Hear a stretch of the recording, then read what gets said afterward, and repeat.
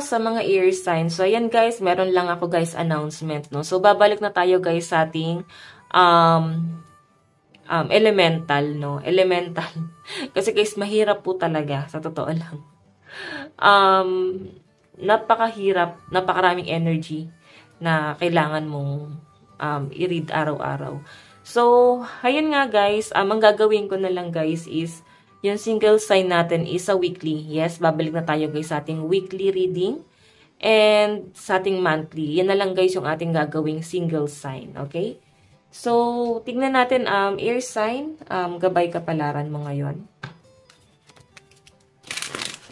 Gabay kapalaran po ng mga air sign.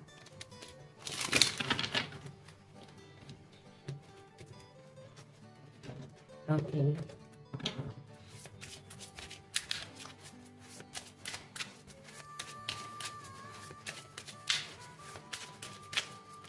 So, air sign, in the flow. Everything is smooth sailing. So, parang madali mong nakukuha yung mga bagay na ninanais mo. So, parang kahit papano air sign is gumagaan na or gumaganda na yung daloy ng inyong pamumuhay. Okay? Yung iba sa inyo guys, ayan. Wala akong nakakitang masyadong negative energy rito. Kasi ito, clear the air. Lumayo ka na dun sa disaster. I know. Distant thunder. Lumayo ka na doon. Yun nga lang guys, nilayuan mo na, wag mo na guys lingunin pa or wag niyo na guys alamin pa kung ano pa yung nangyayari doon or anumang gulo doon or wag niyo na guys ulitin pa, no? Kung nagkaroon guys ng matinding problema sa inyo, so sinasabi rito, ngayon na okay na yung pamumuhay mo, wag na kayo guys bumalik sa ganon na parang makikisali sa problema ng iba or nasasali ka sa problema ng iba. So, or pwede rin kasi guys na sila yung nangihingi ng advice sa inyo tapos nadadamay ka sa gulo na tong taong to guys. Sa halip na nananahimik eh. Okay? So, kaya na nga guys, baka may nababalitaan kayo guys na parang kinakarma yung mga taong gumawa sa inyo guys ng masama.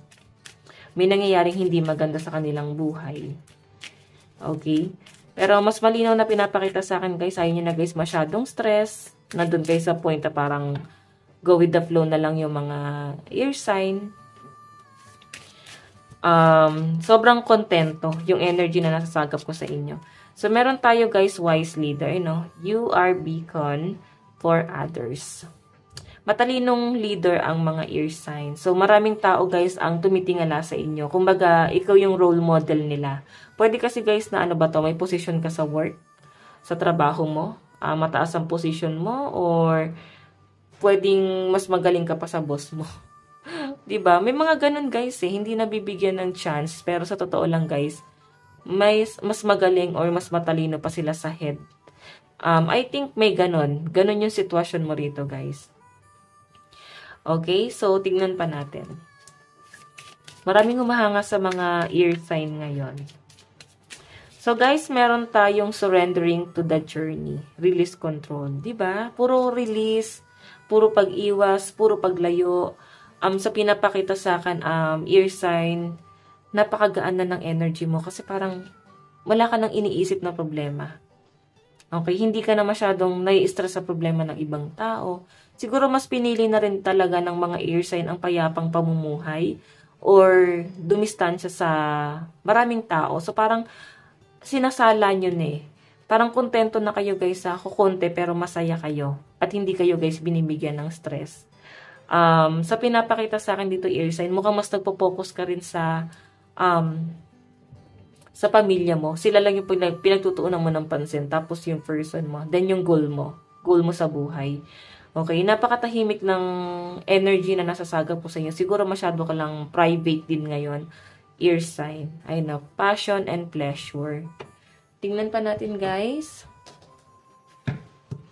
Okay. Love life po ni ear sign. Okay.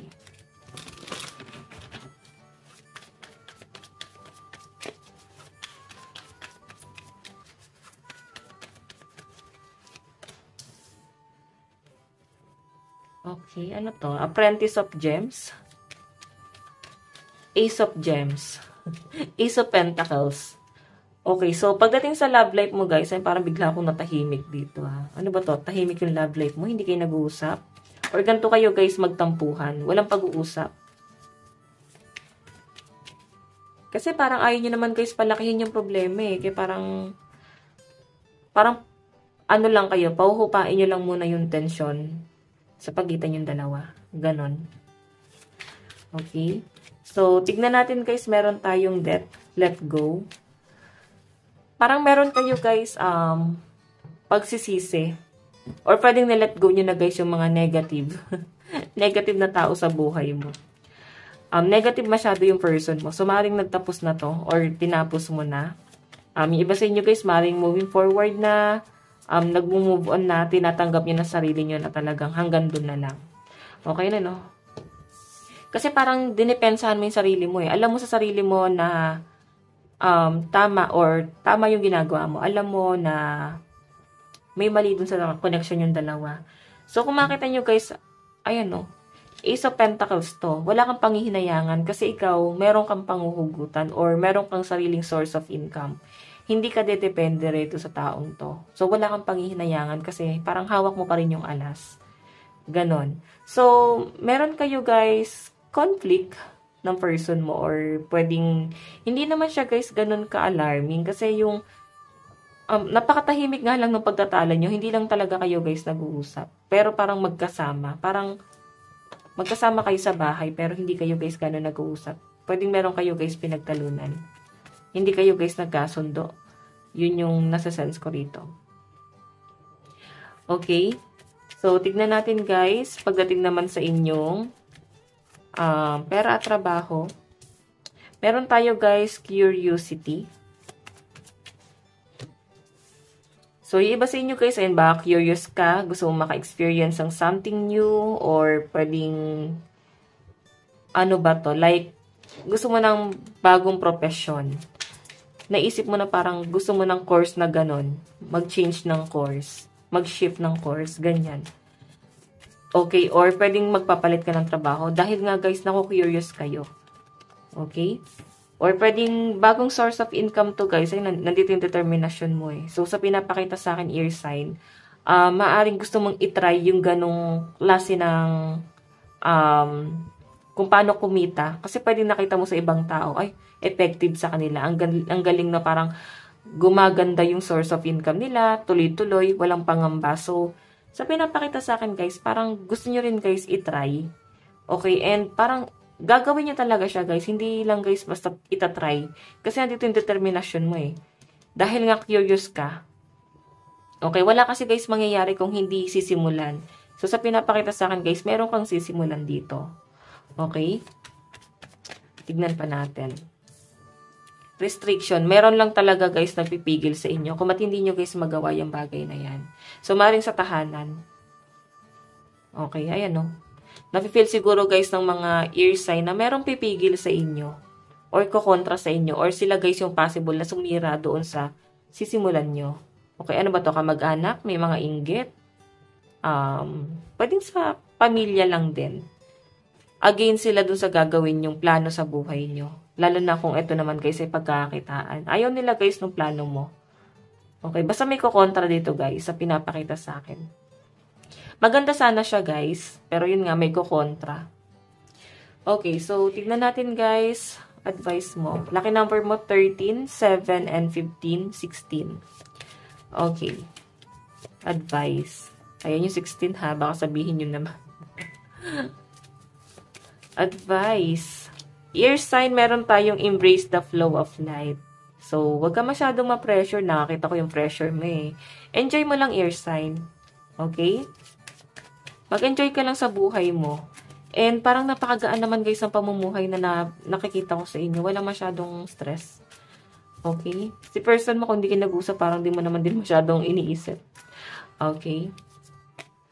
Meron tayo guys, reflect on your priority. Kasi parang mas importante sa mga ear sign ngayon, yung kanilang goal, source of income. Ayan. Okay? So, guys, ito lang naman po ang inyong reading. Ear sign. Ayan. Possible nakadil mo, no? Gemini and Aquarius. Ito lang guys ang inyong reading. Maraming salamat po. Bye-bye!